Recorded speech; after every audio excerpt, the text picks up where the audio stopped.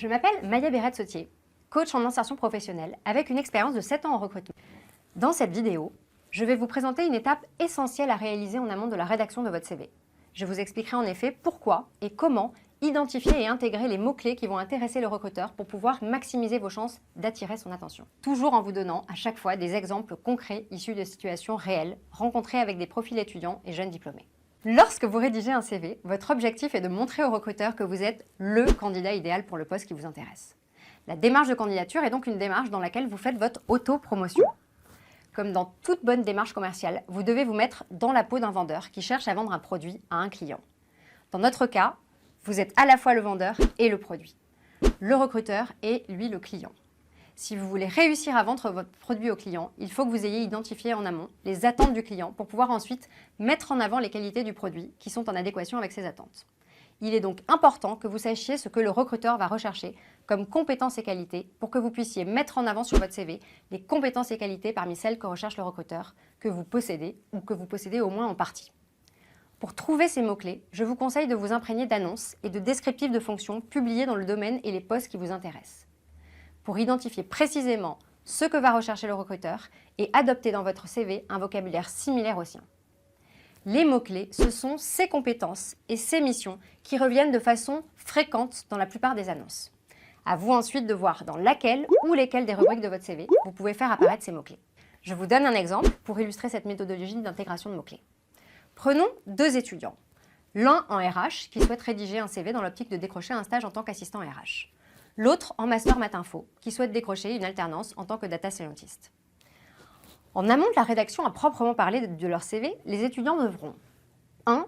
Créer une recherche sur un job board comme Indeed, par exemple, avec le terme assistant RH pour le premier ou data scientist pour le second, afin de collecter toutes les annonces de poste en lien avec le métier visé.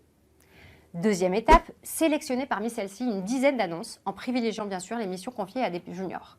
Donc les stages, les alternances, les postes en CDD ou CDI avec peu d'expérience. Troisième étape, surligner les mots qui reviennent fréquemment dans les missions et les descriptifs de fonction. Ces mots figurent soit dans la partie mission, soit dans la partie profil. L'étudiant en RH pourra par exemple surligner les mots recrutement, contrat, administration du personnel, confidentialité, gestion des absences, formation, suivi de la législation sociale, que l'on retrouve très fréquemment dans les offres de poste d'assistant RH. L'étudiant en maths info pourra, lui, surligner les mots machine learning, modélisation de données, data mining, qui sont très fréquemment cités dans les offres de data scientist. Dernière étape, balayer les rubriques de votre CV pour voir où et comment faire apparaître ces mots-clés. Ces mots-clés peuvent être intégrés soit dans la rubrique formation, en indiquant quelques mots sur les thématiques d'enseignement principal. Par exemple, pour le master maths info, matière d'expertise, statistiques, modélisation de données, machine learning, stochastique.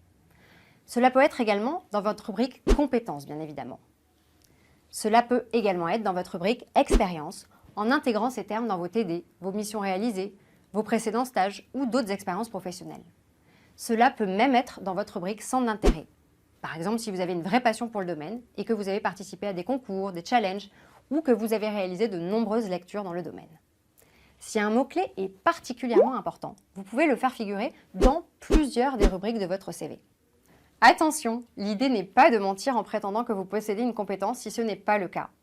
Si vous possédez des notions d'une compétence qui semblent importantes pour le recruteur, mais dont vous n'avez pas une maîtrise experte, vous pouvez la faire figurer sur votre CV pour passer l'étape de l'entretien et vous expliquerez ensuite à l'oral, lors de l'entretien, que vous n'avez pas une maîtrise parfaite de cette compétence, mais que vous avez déjà des notions, que vous apprenez vite et que vous êtes confiant sur le fait que vous n'aurez pas de difficulté à maîtriser rapidement bien mieux cette compétence.